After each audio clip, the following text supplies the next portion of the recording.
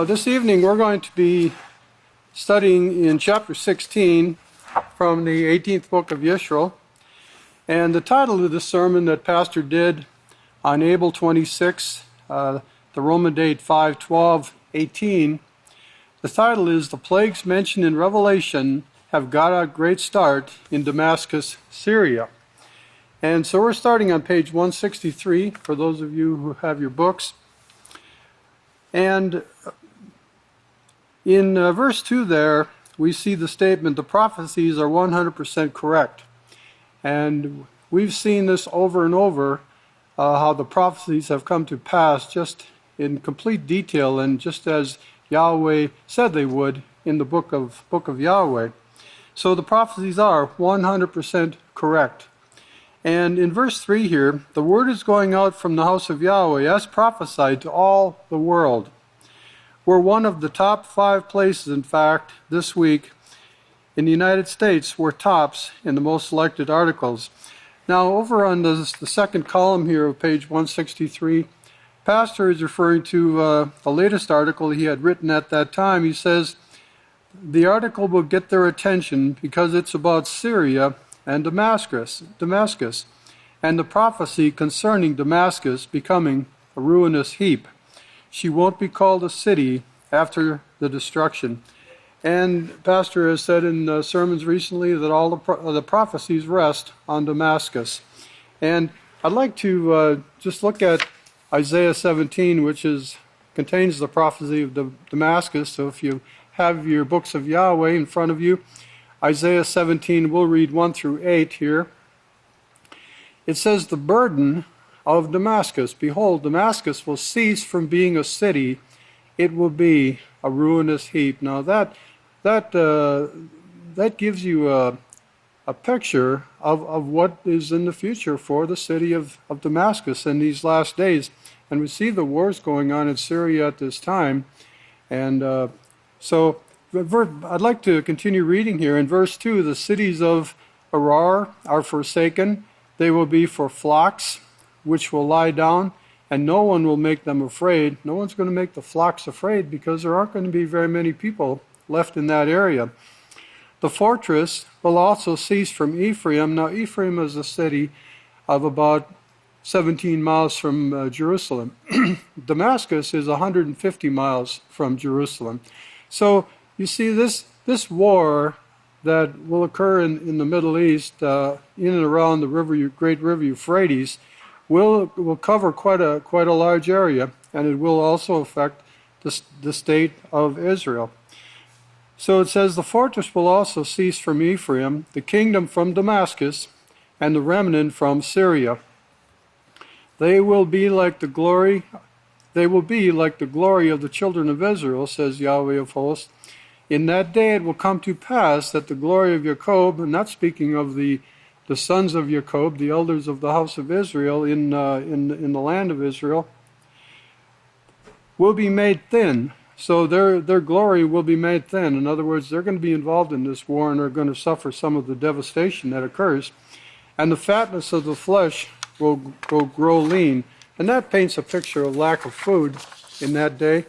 And the prophet continues about that here where he says, it will be in the time when Damascus is destroyed, as when the harvestman gathered the corn, the grain, reaping the ears with his arms, and it will be as he gathered ears in the valley of Rephaim.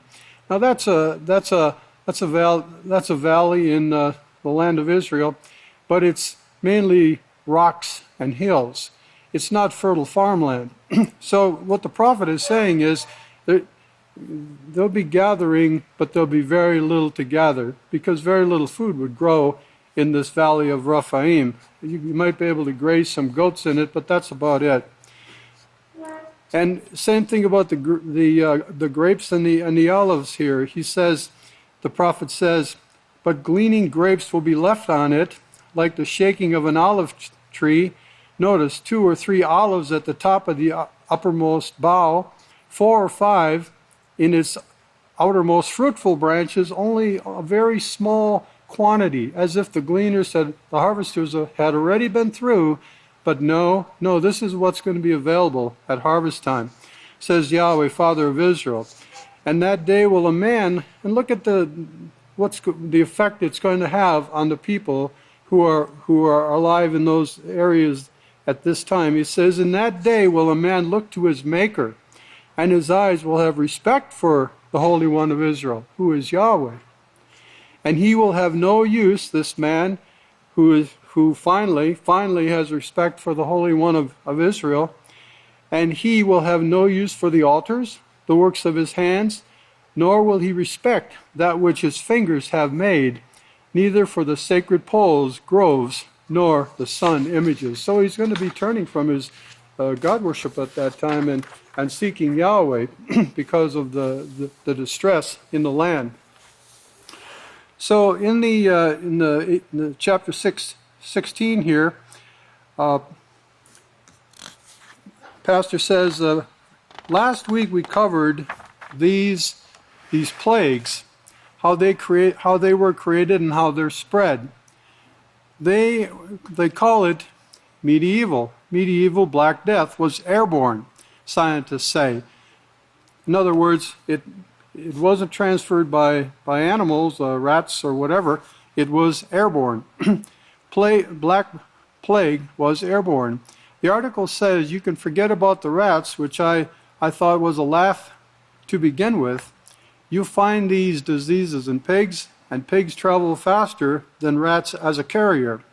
But I can tell you these things are airborne. They're in the water, they're in the soil. It doesn't really stay away from mankind until they get what science hasn't discovered yet. But what Yahweh tells us on how to get rid of it with the ashes of the red heifer. And we have an extra special blessing here in the House of Yahweh, that at the Feast of Unleavened Bread and at the Feast of Tabernacles, we are sprinkled on the third day and the seventh day with water containing the ashes of the red heifer to protect us from this type of death that's spoken of here.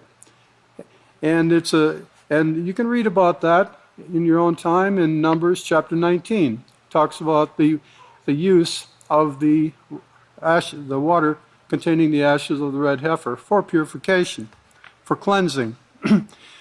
Verse 9, the black plague that spread, the bubonic plague, in 1348, it killed a lot of people. Not as many as the STDs have killed. They brought forth the Yersinia pestis and the amoebas that give it a hiding place in your body. Scientists say once it gets in there, it starts raising a family and becomes happy, that word in quotation marks here, in your body. The key thing that seems to bring this forth is the microorganisms that disperse from a dead person's body and fill the room where he dies. Now, I think this is a little known concept or little known fact in the world today. I'll read that last sentence again. The key thing is that it seems to bring forth the microorganisms that disperse from a dead body and fill the room where he dies. You know, after whether it's a person or an animal dies, the hosts of microorganisms that were part of that person, the life has left that either the man or the animal, and so these microorganisms, they look for a different place to live. They disperse, and that uncleanness is part of being exposed to a dead body. When it gets airborne and with enough people spreading it, then it goes out to the world. This is what we saw take place with the plague.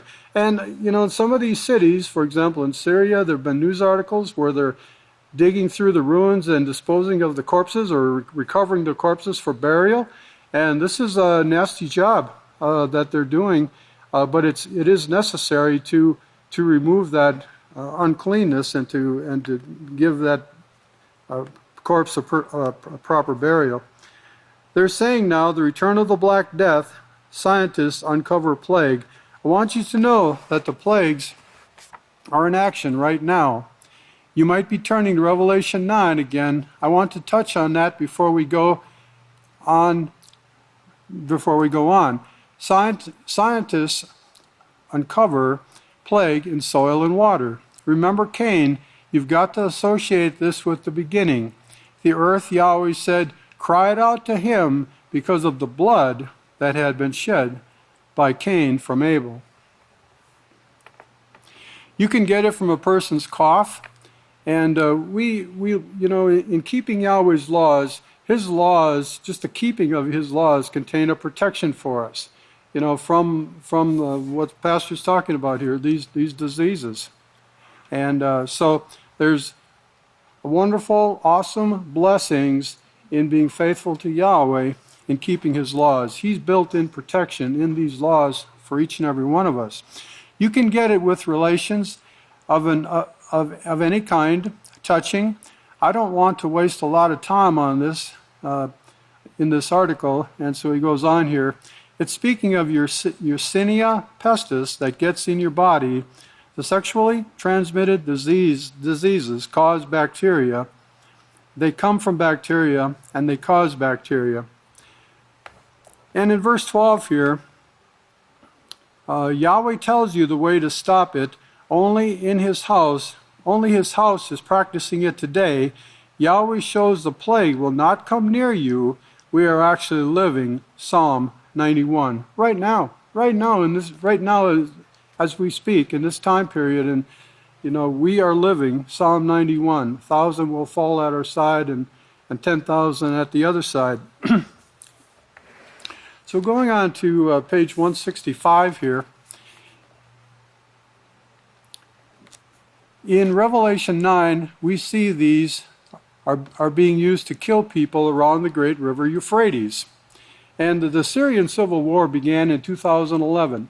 And many people have been killed and displaced in that region as a result of the warfare over there that began in 2011. And the thing is, now there's major trouble brewing with Iran. The wars that are going on there, you just saw them on the monitors or in the services.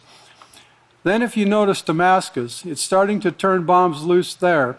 Isaiah 17 verse 1, which we read, I brought this out years ago. Right now you're seeing the nations turning against it. Behind this, Malachi Martin showed that the Roman Catholic Church is the one who really controls the money, and they prosper out of this. And they know it. They're wanting to take over the wealth of those countries. At the same time, the Vatican is wanting to take over the people, the hearts and minds of the people. And then in verse 16 here, on page 165, Pastor says, they've already, and he's speaking of the Roman Catholic Church here, they've already got their army, NATO, which stands for the North Atlantic Treaty Organization, an organization that I believe started after World War II. NATO is the Vatican's army. It consists of the United States and many of the Western European countries, even Turkey, are all part of NATO. They're already sending them into all these countries with the pretense for help.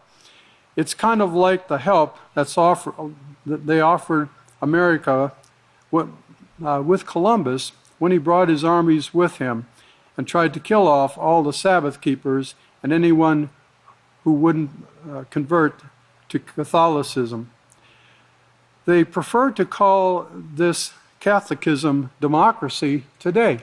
And you can see that when the United States went into Iraq, one of the reasons was we want to spread this democracy to these people.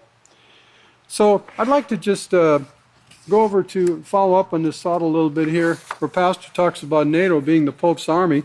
I'm going to go back to, if you have your books of Yahweh, to Daniel chapter 9 and read 25 through 27, where in verse 25 it says, Know therefore and understand that from the going forth of the commandment to restore and rebuild Jerusalem to the Messiah, the Prince, The Prince of Peace, Yeshua, spoken of here, will be 7 weeks of years and 62 weeks of years. In other words, 49 years plus 434 years. The streets will be rebuilt again, and the wall, even in troublous times. So after the first temple was destroyed, the first house of Yahweh, many people recognize it as being called the temple, was destroyed in 586 by the Babylonians. 70 years later, or approximately after their 70-year captivity, some of the Hebrew people were allowed to go back to Jerusalem to rebuild the wall and the temple. So in Daniel 9 verse 26 here, it says, "And after 62 weeks, Yeshua Messiah will be cut off without a successor, and the people of the prince." Now this is a different prince. This is a different prince. This is not Yeshua spoken of here. The people of the prince that will come will destroy the city and the sanctuary, and its end will be with a flood. In other words, a flood of soldiers, a flood of an army. And unto the end of the war, desolations are determined. And so this occurred, of course, in 70 AD, when the Emperor Titus, the Roman Emperor Titus, he destroyed the temple and the city of Jerusalem. But going back to this here in Daniel 9:26, where it says, "And the people of the prince will come and destroy the city," because we're talking here about NATO being the Pope's army. Well, this was an example of Pope's army here in 70 AD. But the prince, the people of the prince, Matthew 12:24 shows that this is Satan, the prince of demons. That's who this prince is talking about. Matthew 24:15 and Yachanan Mark 13:14 say this prince will come and will be the Lord of heaven. The Lord of heaven, the same thing that Daniel spoke about, and will sit in the rebuilt temple. Matthew 12:24, "But when the Pharisees heard this, they said, This fellow Yeshua casts out demons through Beelzebul, the prince of demons." Satan, he's speaking of Satan. And Pastor talks about this in the 12th book of Yisrayl, part 1, chapter 22, verse 94. He says, Daniel 9:26, "And after 62 weeks, Yeshua Messiah will be cut off." That is, he's going to be killed. Pastor goes on here, "without a successor, and the people of the prince," Satan, prince referring to Satan herself, "that will come will destroy the city and the sanctuary." How did he know that? Pastor asked the question. Look at that. This is proof Yahweh wrote this. He inspired the writings in the book of Yahweh. Yahweh inspired this to be written. Now, if you know anything about history, you know that the sanctuary was destroyed by Titus. He's speaking of the house of Yahweh, the temple. He destroyed what they called it the temple at that time. I'll tell you when, about 70 AY. That was when this prophecy took place, destroyed the sanctuary. Think about what a marvelous prophecy this is. And so the second temple was originally a rather modest structure constructed by a number of Jewish exile groups returning to the Levant, or that area of the Middle East there, Jerusalem, from Babylon under the Archimedes appointed governor Zerubbabel.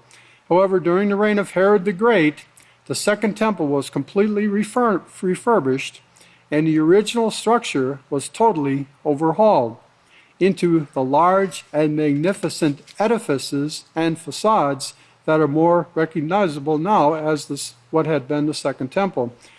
Much, or just as the Babylonians destroyed the first temple, the Romans destroyed the second temple and Jerusalem in 70 AY as retaliation for the ongoing Jewish revolt against Roman authority.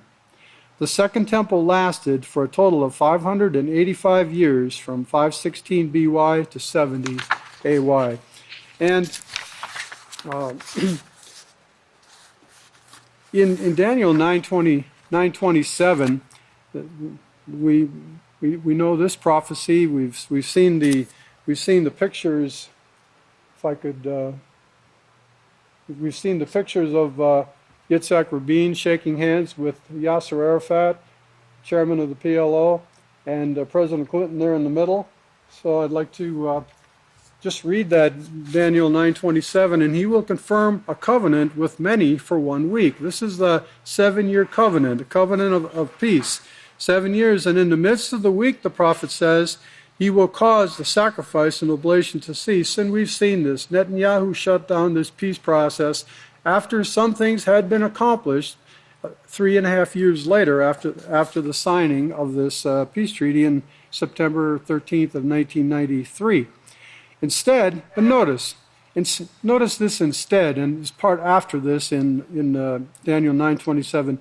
Instead, he will cause the prevalence of the Lord of heaven. Now, prevalence, it means be widespread, be prominent. He will cause the prevalence of the Lord of heaven even until the destruction. Will there be peace? Will this peace process that's going on now in the Middle East end in peace? No, it's going to end with destruction. It says it right here. Even until the destruction that's determined will be poured out upon the desolator. Who is the desolator? The desolator in 70 AY was the Roman army. Who is the desolator in this time period? NATO, the Pope's army. So you see the same pattern applies as applied back in 70 AY. It's applying with this last Pope Francis that we have in office at this time. So the word prevalence, it means that Satan in these last days will be powerful, dominant, and widespread. That's what the word prevalence means, the prevalence of the Lord of heaven. Who is the Lord of heaven? Satan the dragon, the prince.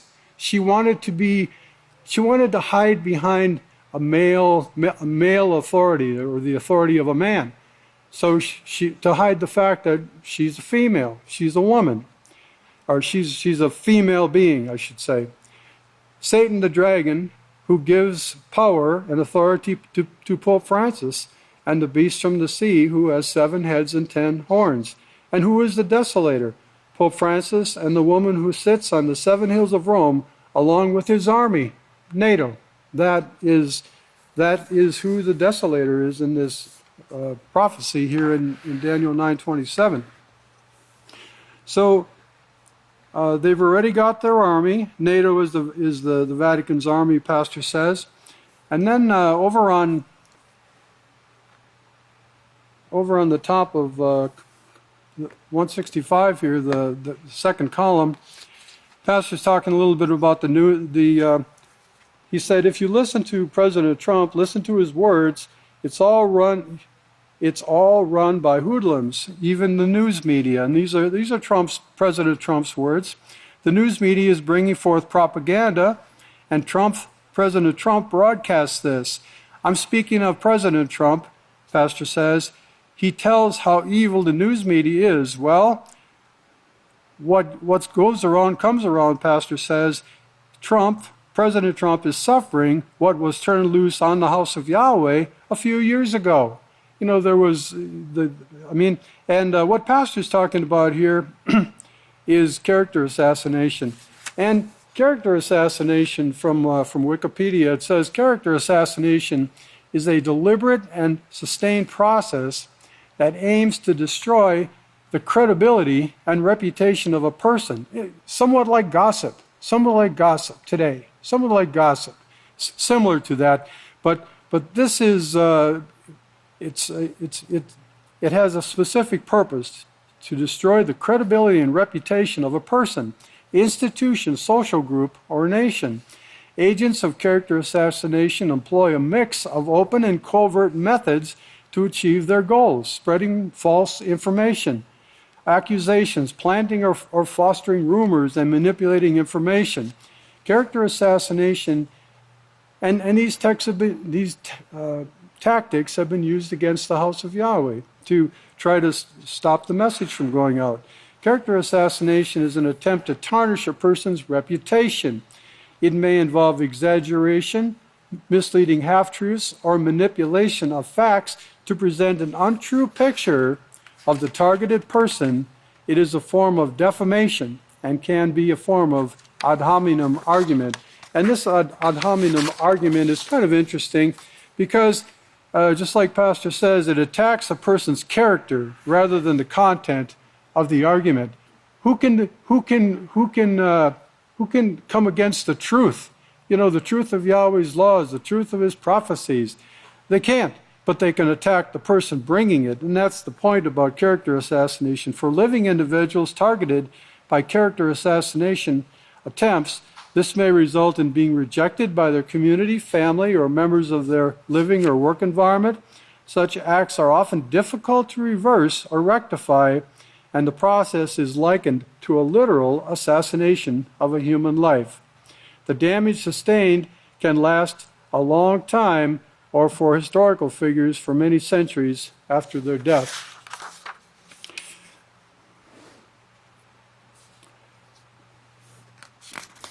Pastor gives an example here then. He talks about the King James Version and how it brought forth a certain amount of deception.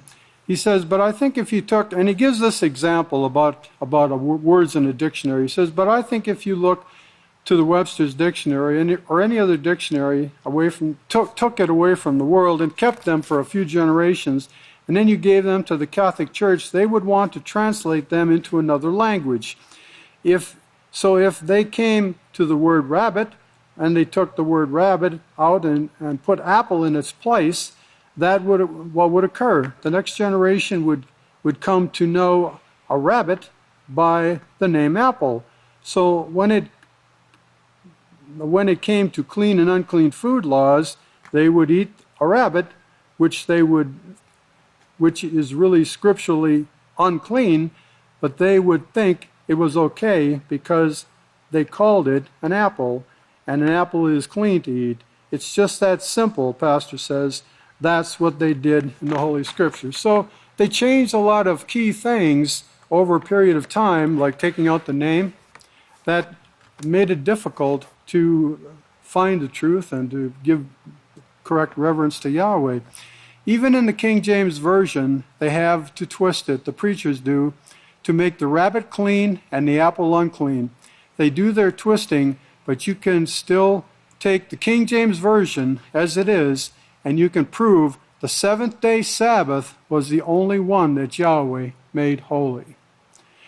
They also took out Yahweh's name, so you'd think then that God made it holy and that it's God you're to follow instead of Yahweh.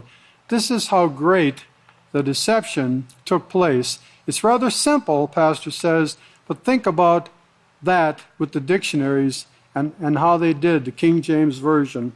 And he talks about the number of translation errors in the King James Version. And this occurred over 1,500 years until the Book of Yahweh was brought back in 1987 by the House of Yahweh. And going over to verse 24, the bottom of it says, we have to have the truth in order to we have to have the truth in order to bring it to the world, because that's what Yahweh said we would bring. The truth is what's going to stop the wars. May Yahweh bless you and keep you. If you'd all please stand, I'd like to introduce the second speaker this evening, the great Kohan Betziel Hawkins. Shalom, everyone. Please be seated.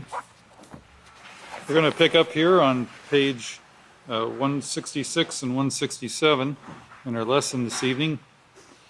Yahweh's peace be with each and every one of you. In Revelations 9:14, it says, "Loose the 4 angels who are bound in a great river Euphrates." Then in verse 15, "And the 4 angels were loosed and prepared for an hour, a day, a moon, a month, a year, in order to slay a third part of men." Revelations 9:14 through 15 show it will occur in the 4th part of the earth.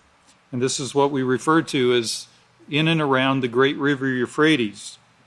And this is significant in this time period when we're referring to the final destruction and the core of this rotten apple, so to speak. Isaiah 17:1 shows you the great city Damascus. Yahweh prophesied that Damascus would not be called a city anymore. I looked at some of the words, the definitions of the words here in this scripture, and this destruction of Damascus, we're already seeing this take place, but what we're looking for is a complete destruction. And I want you to consider for a moment the question, will Damascus lose its status as the capital of Syria? This word status I want you to keep in your mind, because in a few minutes we're going to come back to this word in regards to Jerusalem. You know, is it possible that it's not only possible, it's prophesied that they've gone too far. It'll not be rebuilt after the coming destruction. They won't have the money, the people, the leaders. There won't be anything left to rebuild for any purpose. And it will become a worthless wasteland where they won't be able to do business, they won't be able to do politics, they won't be able to do any of that according to the prophecies. And this is why I suggest that is it possible Damascus is going to lose its status. In other words, it'll be reduced in its rank to utter shame and worthlessness. The preachers make every excuse to discredit this prophecy, saying, oh, that was fulfilled, part of this other prophecy and this and that. But you know, that's the way prophecy is. It's kind of inconvenient when you have your own self-interest in mind. And they'll even talk down about the prophets. As Isaiah, they'll say that the translators were mixed up, and they'll make all kinds of excuses rather than just facing up to what Yahweh says about these places where God worship is practiced, and they're bringing destruction on their own self. I heard this week an article the Christians were telling their preachers, we don't want to hear prophecy anymore, so we'll just take it as it comes. Well, the prophecies, when they're brought by one who's authorized, can be relied upon. We don't always know the time or the details, the hows and the whys, or the hows and the whens and the wheres, but you know, the overall prophecies are sure. Just an analogy I thought of is, if you buy a brand new car and you spend extra money because you really want the highest quality with the perfect paint job, and they take the extra time, they hand build it, they put it under the lights, and they make sure that everything is perfect before they send it to you. And when you receive it, it's perfect. But is it going to remain that way? I know you want it to stay that way. I know you want your lives to just go on unhindered, but that day comes when the first scratch occurs. And eventually the day comes where you go, you know, I'm kind of tired of that old car. It turns into a jalopy and it's time for a new one, you know.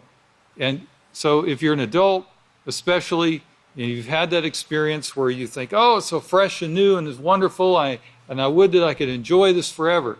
But you know in the back of your mind, it's not going to last. And that's the way our thoughts can be about prophecies. We go, well, I just hope that things will go on as they are for a while longer so I can do the things I want to do, you know, the things I'm interested in. But look at the prophecies, look at the examples in the scriptures. And we see others have done this. But the time came where there was a conclusion. a concluding event, or an event that sets something in motion.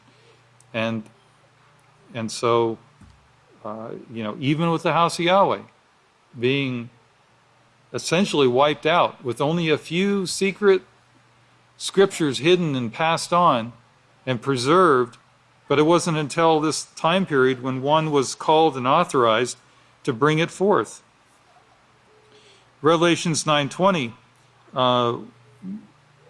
shows the word plagues, and it brings to mind in these last few hundred years of history, the black plagues and the plagues that are even spreading in the earth at this time.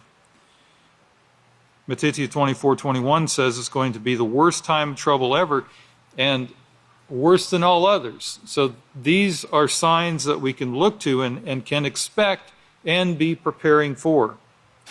This coming week, and now this was given in the 5th Roman month, 12th day of 2018. And Pastor says, this coming week you're going to see part of the Oslo Accord fulfilled. Now,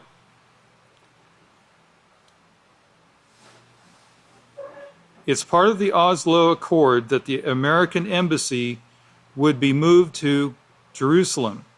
Now, this is in an official or a recognized or established condition, established by law. And I'll show you in a moment how this is fulfilled.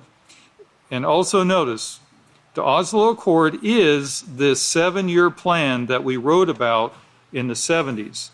And this is a very accurate way of referring to this, the 7-year plan. Keep that in your mind when referring to the Oslo. It's always the 7-year plan, because they've had Oslo 1 and they had Oslo 2, and there's been a lot of things in between that they've tried here and there, but never lose sight of the prophecy, the 7-year plan.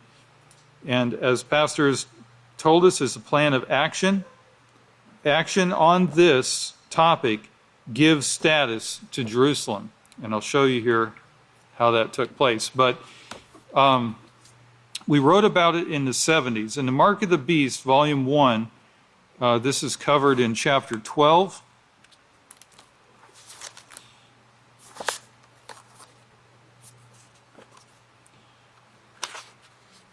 I'm on page 201 in the old Mark of the Beast. There are 3 prophecies in Daniel about this event. Daniel 9:27.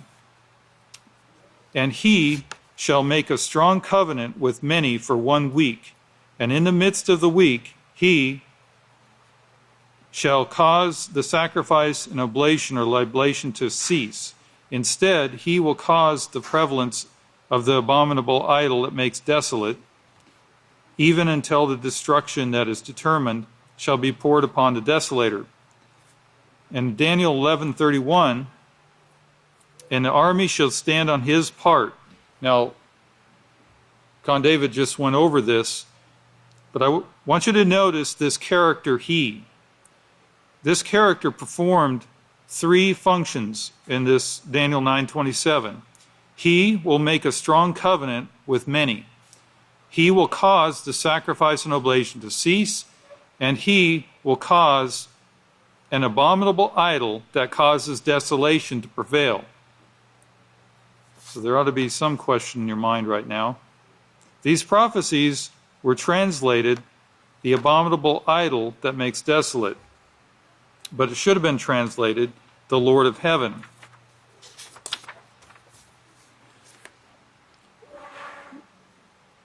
He goes on to say on page 204 about Satan being cast down in the midst. And 1 week is 7 days. Daniel 9:27, and he shall make a strong covenant with many for 1 week. This prophecy is a year for a day. As Yeketskeh 4:6 says, I have appointed thee each day for a year. Therefore, 7 days or would be equivalent to 7 years. Satan and his followers are cast out of heaven in the middle of this 7-year period, and it continues there. All right?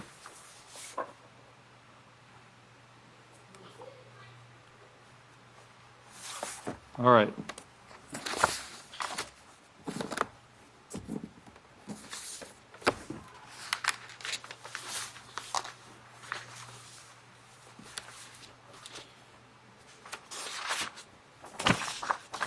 I have here the Jerusalem Embassy Act of 1995. Congress makes the following findings. Each sovereign nation under international law and custom may designate its own capital. There's a number of points. For the sake of time, I'm going to try to get to the meat of it here. I'm not trying to do a complete expose on this, but notice this year marks the 28th consecutive year that Jerusalem has been administered as a unified city in which the rights of all faiths have been respected and protected. And if you take note of 2 Thessalonians 2:4 and Yochanan 4:21, where it shows that all religions are accepted, but not Yahweh. He and the House of Yahweh were rejected in these places. But they established, this is what Congress recognized, is that each sovereign nation had a right to designate its capital, that Jerusalem has been recognized. The word is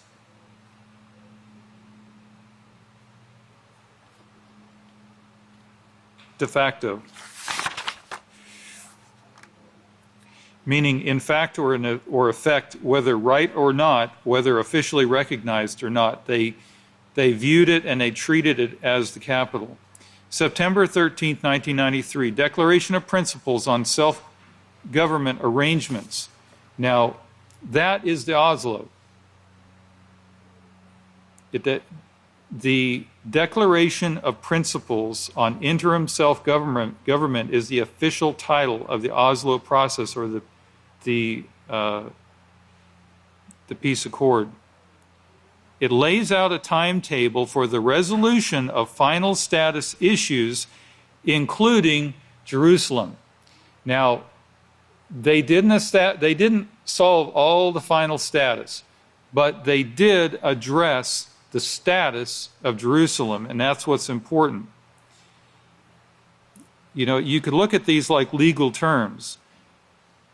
The United States maintains its embassy. Now, the Jerusalem Embassy Act is a law of the United States. This is a document of the United States. But remember who the United States is. The United States maintains its embassy in the functioning capital of every country except in the case of our democratic friend and strategic ally, the State of Israel. So what is the State of Israel? What is its condition? The United States conducts official meetings and other business in the city of Jerusalem in de facto recognition. I explained that. Now here's the timetable. Statement of policy of the United States. Who is the United States, according to prophecy? The second beast of Revelation. Jerusalem should remain an undivided city in which the rights of every ethnic and religious group are protected. Jerusalem should be recognized as the capital of the State of Israel. The United States Embassy in Israel should be established in Jerusalem. And they set a time frame. So Jerusalem is one of the final status issues. Its status, if you will. The announcement on the 4th of the 3rd Roman month, 2019, states it doesn't establish U.S. position on final status issues, on all of the issues. This article addresses the status of Jerusalem.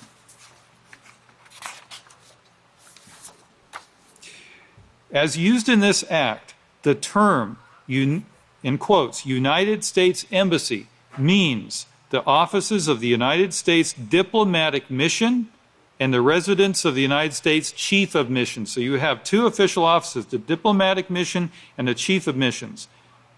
So here you have the second beast.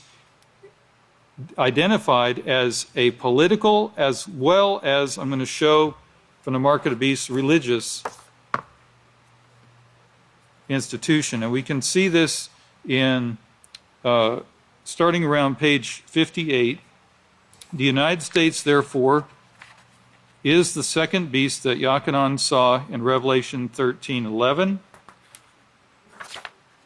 Both the first and the second beast deceive those who dwell upon the earth through the thought that power or peace through force could bring peace on the earth.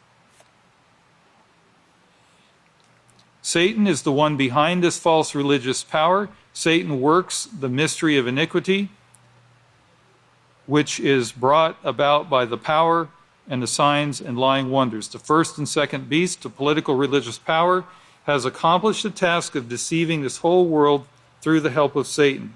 The fourth kingdom was and still is Roman. Historically, the Roman kingdom was not destroyed. It was broken into pieces. And this is what we see spread throughout the world, absorbed worldly pagan teachings. And this is what we see today in this confusion. We see this mixture.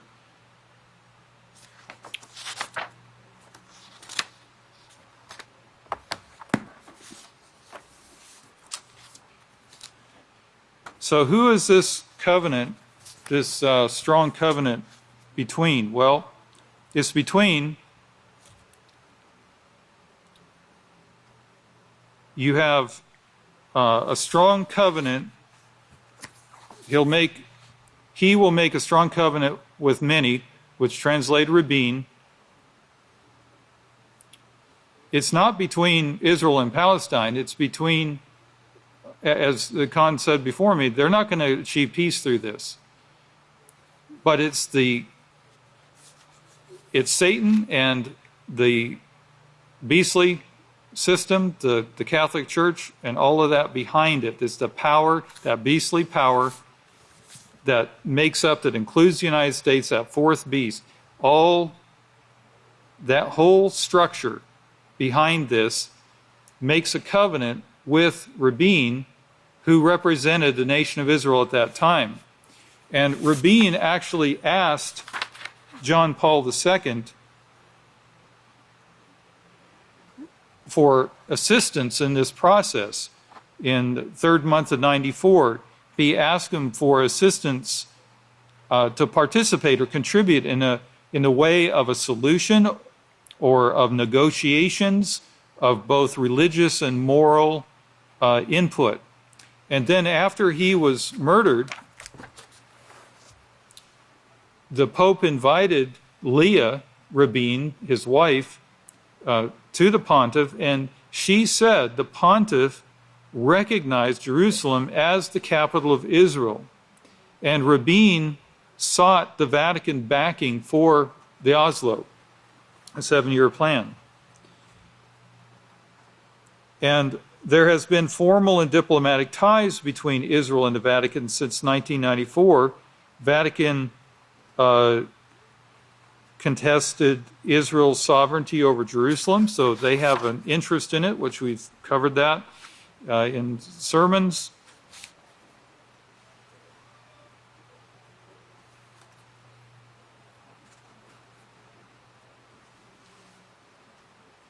And so we have the United States officially shuttered its consulate in Jerusalem on Monday, downgrading the status of its main diplomatic mission to the Palestinians by folding it into the U.S. Embassy to Israel. For decades, the consulate functioned as a de facto embassy to the Palestinians. Now that outreach will be handled by a Palestinians Affairs unit under the command of the embassy. The symbolic shift hands authority over to the fourth beast, the U.S. diplomatic channels. This decision was driven by our global efforts to increase the efficiency and effectiveness of our diplomatic engagements and operations. In 1941, UN Resolution 181 requires 2 states with Jerusalem under international control. Pope respects UN Council, and the Vatican has a seat in the UN, and the Pope obliged all nations to respect UN resolutions. Only guaranteed status, the Pope said, at the international level can prevail for Jerusalem. In other words, that's the only way peace can prevail for them, to have that situation. So you see, they're all wrapped up in this nice, neat bundle of confusion there. And now that we have this Oslo Accord, this part being fulfilled of the 7-year plan, and the American embassy officially in Jerusalem, Bibi was bonkers for this. Netanyahu was joyful and, praising, as I recall in the news, praising Trump and everything for this move. Yahweh prophesied of this last 3.5 years, and Yeshua had authority to tell about it, just like Israel has authority now. And, he doesn't toot his own horn. The other day I was shown something in the scripture, pastor says, and my flesh went to crawling, my hair stood on end, because he recognized the prophetic significance of what was being brought out. So he put somebody to work on it, and it brought out another point of how Yahweh has used a humble Oki to start his work. That work has grown into a house, the house of Yahweh, with Yeshua as the great high priest over that house. And that message now, this message is going throughout all the earth, even into Russia, which was historically a difficult place to get into. But that even Russia has tried to guard against some Western influence like sodomy. So all nations are being told that these things are coming, and we're getting in between their deceptions and destroying the God worship that's been taught by explaining these prophecies. In Revelation 9:20, we see that they still won't repent of their God worship and the worship of demons. And those who mock and oppose, they're not going to go away. They're going to continue to the end. And the rest of the men who are not killed by these plagues still will not repent of the works of their hands, that they should not serve or worship demons and gods. Not in their, their public life or in their family life. They're going to continue to teach it to their families and in their nations, and as a result of it, they're going to bring about these wars. Combine all these verses and compare those scriptures. These wars are going to go on in and around the great river Euphrates. They're not following Yahweh, and these people are not. And yes, Christianity is very much involved, as we see in Revelation 13. And you can even use their gods to damn things if you don't like something. Let us be like the first beast. Well, that's what's the first beast like? He murders, he breaks Yahweh's laws, he sets up an army. The Pope in this last time period is not helpless. The Vatican is not helpless. So Yahweh does not inspire war. Like those 10,000 mistranslations that we're trying to straighten out at this time. Yahweh is a father of peace. He doesn't have to stoop to war and force to bring peace. He's far above that. He inspired peace and they rejected it, all the way back to Nimrod and the military academies that spread throughout the world. It was shown in Genesis 4:14 through 15. In Revelations 9:20, shows you they're worshiping gods and demons, and Damascus was full of this. For thousands of years it's been full of this. Unrepentance is what leads to destruction. That's what the cause of destruction. And of the plagues themselves that come about, and that the world is experiencing at this time.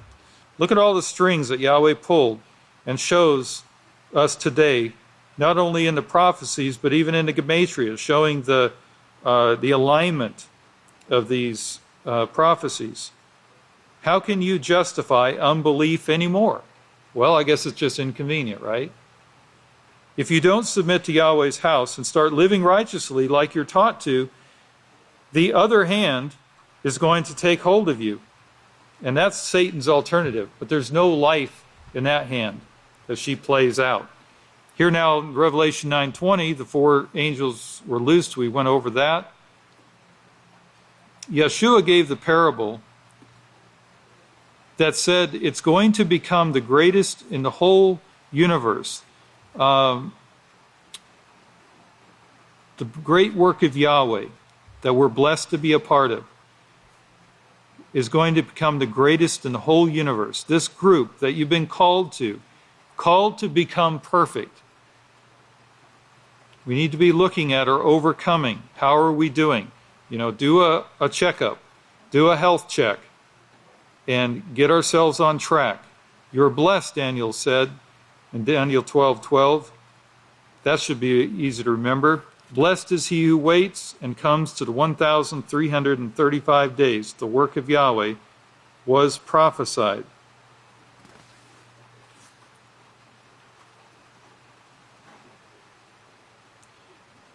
He points out in Matthew 1:21, one of the deceptions, where they actually put in Yeshua's name. In Matthew, it's written in the Greek and Strong's, but they actually put Yeshua in there, spelling it Joshua, but of course, the letter J, we've covered the fallacy of that. And you put the Y back in where it belongs, you've got Yeshua. And they didn't cover it there. They just didn't pay attention to it. I guess the translator was asleep that day. So it's worth knowing that the King James Version has over 10,000 mistranslations, and this is just one example of the falsehood that we've been fighting. So bear that in mind when you hear the House of Yahweh teachings, that we're digging through and working out these mistranslations.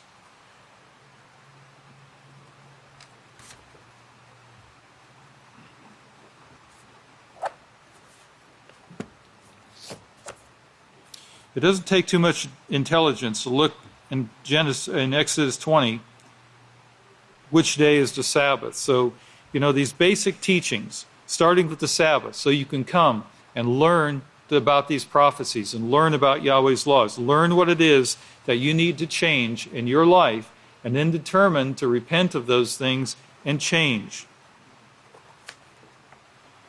Be sure that you're looking at the proper authorities for this information.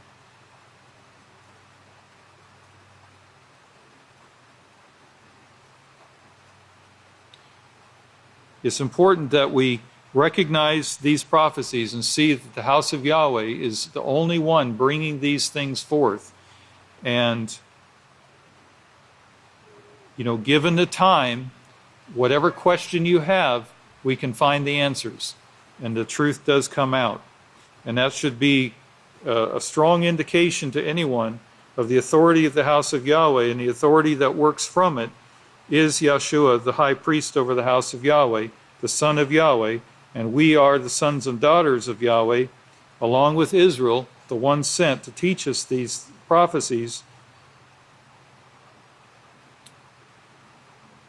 And all of these things together, along with the law and the prophets, are completing this work in this time period, in these last days, and guiding us to that way of peace that Yahweh has determined for his creation.